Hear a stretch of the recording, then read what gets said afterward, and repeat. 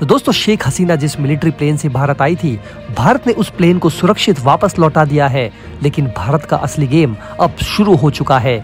बांग्लादेश मुद्दे पर अजीत डोवाल शांत बैठने वाले नहीं हैं। इसके बारे में आगे चर्चा करेंगे। वहीं दूसरी तरफ अमेरिका की बुरी नजर लंबे समय से बांग्लादेश पर बनी हुई थी और अब तो इस बारे में कई बड़े खुलासे हो चुके हैं। अमेरिका बांग्लादेश को तोड़कर भारत के पास एक नया ईसाई देश बनाना चाहता है। अगर खालिदा जिया की सरकार बनती है तो ये भारत के लिए बड़ा सिरदर्द होगा। वो चीन और पाकिस्तान के इशारे पर काम करती हैं और बांग्लादेश में इंडिया आउट कैंपेन चला चुकी हैं। इससे चीन और अमेरिका वहां मिलिट्री बेस बना सकते हैं। अमेरिका ने शेख हसीना को धमकी दी थी कि अगर उन्हें बांग्लादेश में मिलिट्री बेस नहीं बनाने दिया गया तो अंजाम अच्छा नहीं होगा। लेकिन शेख हसीना ने भारत के हित में अमेरिका से समझौता करने से मना कर दिया, जिससे उन्हें अब देश छोड़ना पड़ा। इससे साफ है कि बांग्लादेश में हो रहे दंगों के पीछे कौन है। अमेरिका ने बेहद जल्दीबाजी में बांग्लादेश में नई अंतरिम सरकार का स्वागत कर दिया है, जो तख्ता पलट की तैयारी का संकेत है। अमेरिका और यूनाइटेड नेशन ने इस विषय में एक शब्द भी नहीं बोला कि वहां चुनी गई सरकार को क्यों उखाड़ फेंकर गया, जो लोकतंत्र की हत्या के समान है। बांग्लादेश में लोकतंत्र खत्म होने के बाद यूएन की आंख खुली है और अब वो कहता है कि बेहद आराम से और शांतिपूर्ण ढंग से सत्ता का लोकतांत्रिक ट्रांजिशन होना चाहिए। ये दर्शाता है कि यूएन पूरी तरह यूजलेस हो गया है और इसमें तुरंत रिफॉर्म लाने की जरूरत है, क्योंकि इसकी आंखें तब नहीं खुलेंगी जब 300 लोग मारे गए।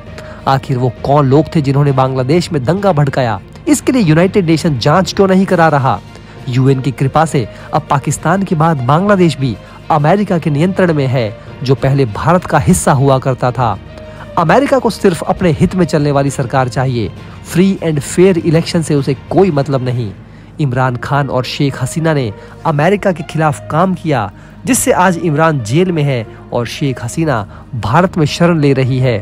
रूस का तेल भारत के माध्यम से बांग्लादेश तक पहुंच रहा था, जिससे भी अमेरिका नाराज था। डोनाल्ड लू, जो अमेरिका का एक प्रभावशाली व्यक्ति है, साउथ एशिया पर नजर रखता है, उसने इमरान खान की सरकार गिराई और शेख हसीना को धमकियां दी। मोदी की रूस यात्रा पर भी उसकी पैनी नजर थी। इस क्षेत्र में ये व्यक्ति अपने इशारे पर उथल पुथल मचा देता है। इसी कारण सलमान खुर्शीद जैसे नेता भारत को भी सतर्क रहने की चेतावनी दे रहे हैं, क्योंकि अमेरिका जानबूझकर ऐसे संकट भारत में भी खड़ा कर सकता है ताकि अपने हिसाब से सरकार को बैठाया जाए। ताजा घटनाक्रम को देखकर यही लगता है कि चीन, पाकिस्तान, अमेरिका और बांग्लादेश के कट्टरपंथियों के सामने भारत और शेख हसीना झुक गए हैं। चर्चा थी कि भारत अपने प्लेन और सिक्योरिटी में शेख हसीना को रूस भेजेगा, लेकिन अब ऐसा लग रहा है कि शेख हसीना लंबे समय के लिए भारत में ही रुकेंगी। दोस्तों, ये कितनी चौंकाने वाली बात है ना कि दुनिया में 57 मुस्लिम देश हैं, लेकिन एक मुस्लिम बहुल देश की प्रधानमंत्री शेख हसीना कट्टरपंथियों का सामना करते हुए शरण लेने के लिए हिंदू बहुल देश भारत में आई है। आज की तारीख में शेख हसीना ना किसी मुस्लिम देश और ना ही पश्चिमी देशों में जाना चाहती हैं। उन्हें सिर्फ भारत पर भरोसा है। ऐसा क्यों है? इस पर आपकी राय जानना चाहेंगे। कट्टरपंथियों ने उनके अंडरगारमेंट्स तक लूट लिए। ये काम कभी कोई एक छात्र नहीं कर सकता। शायद इसी कारण हसीना बोल रही थी कि प्रदर्शन करने वाले छात्र नहीं बल्कि आतंकी हैं। बांग्लादेश में अल्पसंख्यकों पर अत्याचार हो रहे हैं और शेख हसीना की पार्टी के 20 से ज्यादा बड़े नेताओं की हत्या हो चुकी है। हसीना को समर्थन देने वाले एक्टर शांतो खान और उनके परिवार की हत्या हो चुकी है। हिंदू परिवारों पर भी हमले हो रहे हैं, उनके घर जलाए जा रहे हैं। इस भयावह स्थिति में भारत ने शेख हसीना को इमरजेंसी शरण दी है। पीएम मोदी ने बड़ा रिस्क लेते हुए ये कदम उठाया है। इससे उन्होंने चीन और अमेरिका से टकराने के संकेत दिए हैं। कई मायनों में शेख हसीना का भारत रुकना भारत के लिए खतरनाक साबित हो सकता है। अगर भविष्य में बांग्लादेश की नई सरकार भारत पर दबाव बनाती है कि शेख हसीना को वापस भेजें, तो भारत के लाखों करोड़ों के इन्वेस्टमेंट डूब सकते हैं। इसके अलावा बांग्लादेश के लोगों में भारत एक विलेन बन सकता है और बांग्लादेश पर चीन और अमेरिका का कब्जा हो सकता है। भारत को ये भी डर है कि बांग्लादेश बॉर्डर से जुड़े 5 भारतीय राज्यों में अस्थिरता बढ़ सकती है।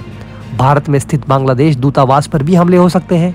हाल ही में अमेरिका स्थित बांग्लादेशी दूतावास में उपद्रवियों ने हंगामा किया था, जिसका वीडियो सोशल मीडिया पर वायरल है। लेकिन इन सब के बावजूद भारत ने शेख हसीना को अपने यहाँ शरण दी है और भारत झुकने को तैयार नहीं है। ये साबित करता है कि भारत आसानी से बांग्लादेश में चीन और पाकिस्तान समर्थित सरकार नहीं आने देगा। इसलिए भारत ने शेख हसीना पर विश्वास किया है और उन्हें शरण देने का रिस्क लिया। बांग्लादेश की मिलिट्री ने उन्हें हेलीकॉप्टर से सुरक्षित अगरतला एयरपोर्ट पहुंचाया, ये दर्शाता है कि मिलिट्री ने उन्हें बचाया और सुरक्षित भारत तक पहुंचाया है। फिर भारतीय विमान ने उन्हें गाजियाबाद के हिंडन एयरबेस पर ले गया। अजीत डोभाल से मीटिंग के बाद कई खुफिया कदम उठाए जा रहे हैं जो भारत बांग्लादेश के संबंधों को बदल सकते हैं। माना जाता है कि आज भी बांग्लादेश सेना में अजीत डोभाल के कई बड़े संपर्क हैं। बांग्लादेशी जनरल जमान की पत्नी शेख हसीना की चचेरी बहन है, इसलिए माना जा रहा है कि शेख हसीना ने पूरी तरह से बांग्लादेश पर कंट्रोल नहीं खोया है, क्योंकि आज भी सेना अध्यक्ष उनका करीबी है। ऐसे में ये संभावना है कि भविष्य में शेख हसीना का कोई करीबी बांग्लादेश का सत्ता संभाल सकता है जो भारत के पक्ष में होगा। लेकिन अगर ऐसा नहीं हुआ तो फिर आज जिस प्रकार भारत और पाकिस्तान के बीच रिश्ते हैं, ठीक वैसा ही भारत और बांग्लादेश के बीच रिश्ते बिगड़ सकते हैं। भारत बांग्लादेश में अल्पसंख्यकों को बचाने के लिए बड़ा ऑपरेशन कर सकता है। कांग्रेस सांसद के.सी. वेणुगोपाल ने कहा कि उन्होंने बांग्लादेश में भारतीय छात्रों और अल्पसंख्यकों की चिंता जताई है और सरकार की कार्रवाई पर नजर रख रहे हैं। कांग्रेस सांसद के इस बयान से इतना तो साफ है कि भारत बांग्लादेश में अल्पसंख्यकों की रक्षा के लिए कोई बड़ा ऑपरेशन कर सकता है।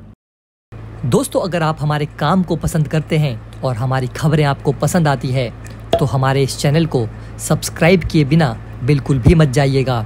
हमारे इस उभरते हुए चैनल को सपोर्ट कीजिए और आपका एक एक सब्सक्राइब हमारे लिए बहुत मायने रखता है।